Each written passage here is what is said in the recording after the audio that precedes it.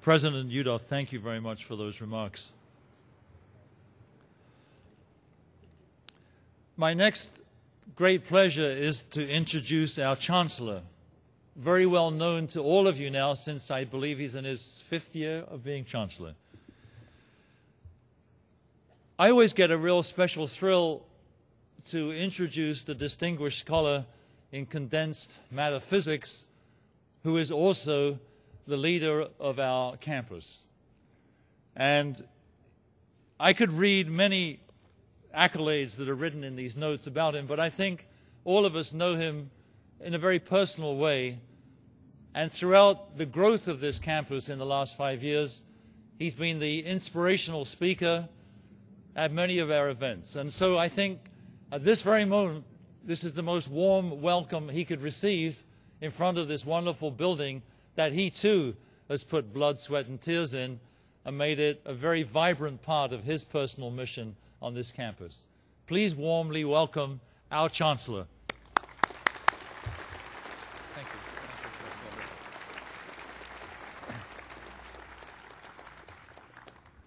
Thank you so much, Paul. I just learned that if we just could figure out how to bottle Paul's energy, we could make California's energy self-sufficient. So I'm really delighted to be here and to share with all of you, faculty, staff, students, our industry and agency partners, and our alumni and friends, how honored I am to take part in this, in celebrating this milestone. And of course, in particular, to share the stage both with my boss, Mark Udall, and with this other great Californians, including especially former Governor Gray Davis. Gray. And as you heard already, CITRIS is one of 4 Gray Davis California Institutes for Science and Innovation. And this he has, of course, many great things from his legacy serving as Governor of California, but I predict this will turn out to be the greatest governor. Many of you are familiar with the story of CITRIS's origins. It started as a series of conversations among engineering professors and colleagues who thought that they could make a tangible impact on society's biggest challenges. This was originally led by the brilliant and charismatic Dean of Engineering, Rich Newton. And my first interactions came in interactions with Rich, where he sort of basically taught me the new religion shortly after I arrived here. And at that time, as many of you will remember, and especially the CITRIS people, the building was basically stuck. And it was because of Rich's efforts and Paul Gray's and many of the people sitting here that we were able to move it forward, and that we now have this magnificent edifice behind us. While these conversations about CITRIS began here at Berkeley, they soon spread to our sister campuses at Davis, Merced, and Santa Cruz. Today, CITRIS is a multi-campus and multidisciplinary enterprise that harnesses the power of information technology to boost economic productivity and improve the quality of our life.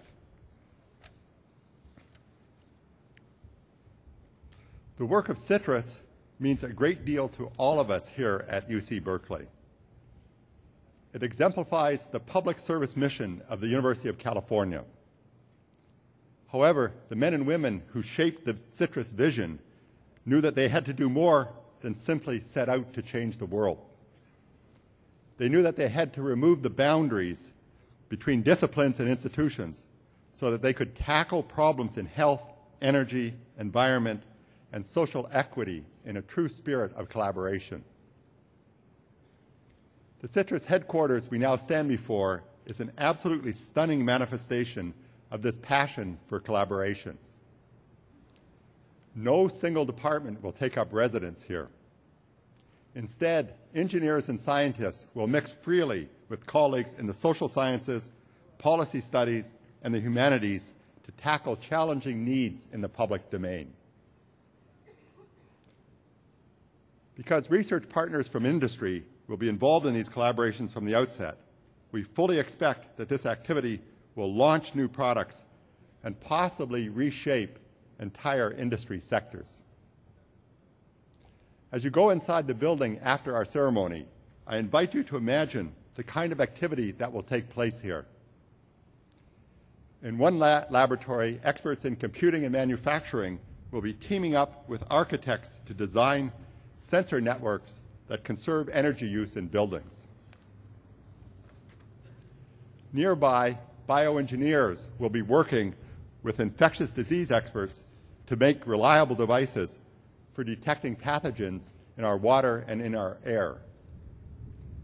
Satarjadai Hall has magnificent spaces to support teaching and distance learning so that the impact of CITRIS's work is magnified across generations and throughout the globe.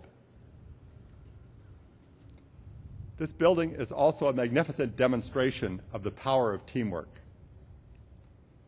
Hundreds of dedicated individuals had a hand in its creation.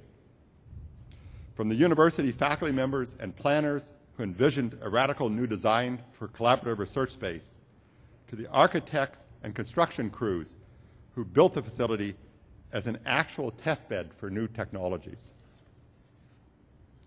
In particular, I want to acknowledge the generous benefactors from the private sector, all of you close and greatly valued friends of the university who joined in partnership with the University of California and the State of California to make this achievement possible.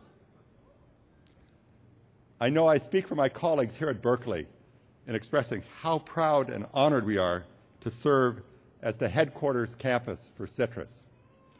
I wish the extended CITRIS community all the best as you continue to make an impact. Thank you, thank you, thank you, and go Bears, go CITRIS.